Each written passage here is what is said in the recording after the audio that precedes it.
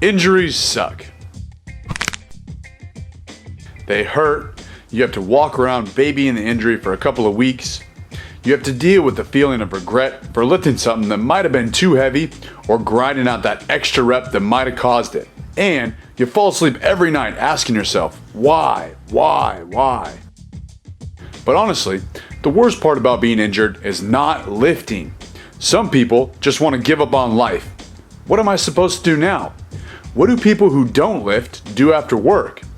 What am I supposed to do without the weights? Why do I even exist? A lot of people have an all or nothing mentality. If I can't do this, I'm not going to do anything. The bit of depression that comes with being injured leaks over into our entire routine, and instead of thinking about what we can do, we only focus on what we can't do.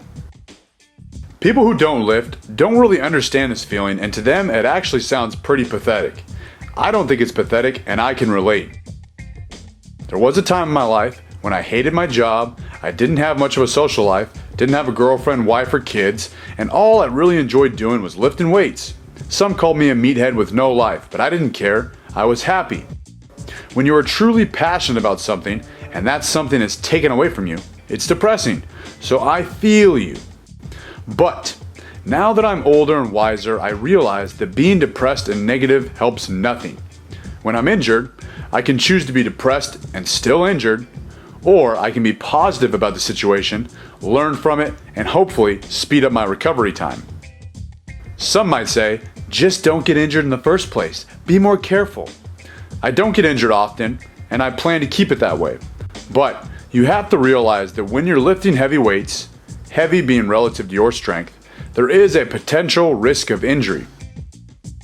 Just like a gymnast risks falling off a balance beam, or a soccer player risks taking a soccer ball flying 50 miles an hour to the face. You have to accept the risk. I think the benefits of lifting heavyweight far outweighs the risks.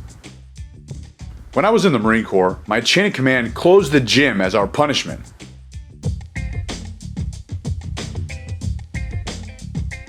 I found an old 600-pound tractor tire lying around base, and I figured I would flip it 50 times as my workout for the day.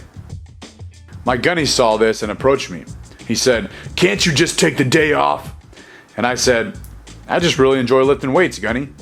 He responded, "Lifting heavy weights is dangerous." And I said, "Not lifting heavy weights is dangerous." This video is not going to cover nagging, chronic injuries that come and go. This is not a physical therapy rehab routine. I am not playing Dr. Thrall. I am talking about working around injuries where you suddenly pull, tear, strain, or tweak something. If you have chronic, nagging shoulder pain because you have terrible posture, fix your posture. If you have chronic hip flexor or lower back pain because you sit all day, stop sitting so much. I made this video simply to list some effective exercises that will help you maintain muscular size and strength while your injury is healing. These movements will allow you to work around your injury. Before I get started, I want to encourage you to get back to whatever movement you are currently unable to do as soon as possible. You need to get some movement and blood flow to the area that you damaged. Taking a couple months off of squatting, deadlifting, or pressing because of a minor injury is a bad idea because that might cause a ball of scar tissue or a muscle knot to form, and it will never seem to go away. And with that said, you will obviously not be able to lift much weight as soon as you come back from an injury. The following exercises might allow you to train around your injury. If you are unable to deadlift, you need to perform movements that strengthen and maintain your leg, upper back, and grip strength until you are ready to deadlift again. Any movement that requires you to bend forward or hinge at the hips is probably going to aggravate this type of injury. If you can't deadlift but you are able to squat, I would suggest focusing on high bar squats. Focus on squatting with your knees, not your hips. Do not let your hips shoot back. Do not lean your torso forward. The further away your hips are from the bar path, the more torque you are putting on your lower back.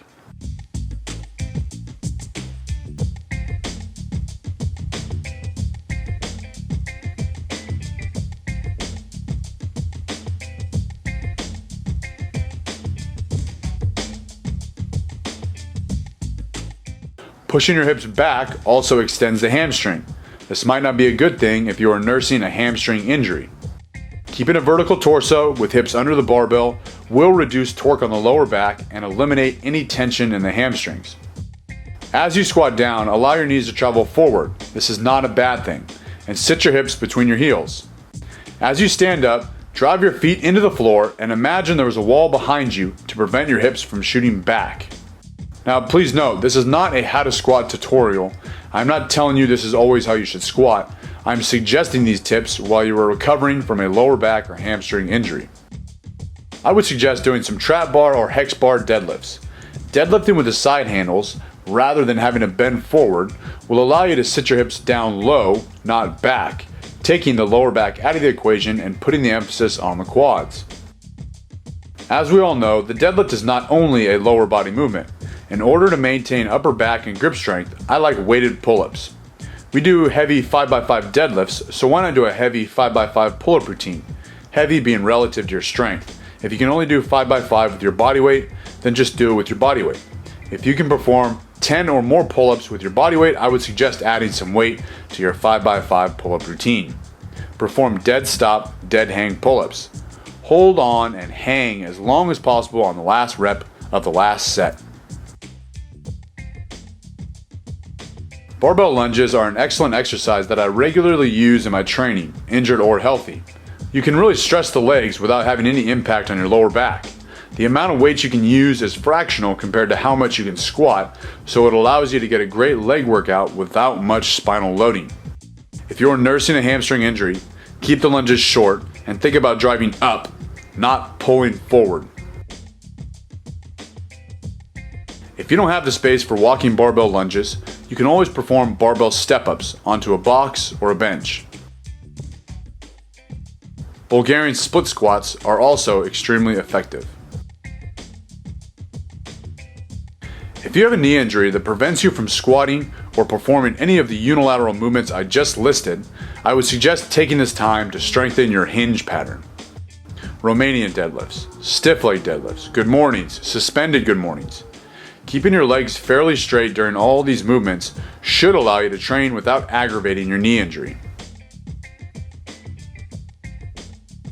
If you have a groin injury, you might find that squatting and deadlifting with a narrow stance rather than a wide stance feels okay. Don't be afraid to play with stance width. If you have a hip injury and sumo or wide stance squats aggravate your problem, move your stance width closer together. The first thing I suggest doing is testing different angles of pressing to find out which ones, if any, do not aggravate the injury while it heals. You might not be able to bench press, but overhead press might feel okay. How does the incline press feel? You might also play with grip width, hands wider, more narrow, right in the middle. Find out if any of those help or worsen the situation. The slingshot. First, this is not an advertisement. Mark Bell did not ask me to promote his product. I'm not making a single penny for mentioning it. He did not give it to me for free and now I'm forced to praise it. I am not sponsored. I am not an affiliate for Slingshot. I bought it with my own money on my own free will. Anyways, the Slingshot was created for anyone with a shoulder or pec injury. It takes some of the stress off the shoulders and pecs by assisting at the bottom. Benching with a Slingshot after an injury will allow you to still bench while you are recovering. Not only will this allow you to get your bench press work in, but it will also let you practice your bench press technique that you might lose if you were to stop benching for 6 weeks. During your upper body recovery, I would suggest doing your best to slowly get back to where you were, but take this time to focus on some weak spots. Do a lot of rowing. Take it as seriously as you would your bench press work. Pulling strength will help every lift. Also, take this time to train your arms. I know, I hate it too. You need strong arms if you want to be a strong presser. This is something that I'm currently working on, and I think it's the reason why my press is so far behind my other lifts. When I first started lifting, I never trained arms, and I always trained legs.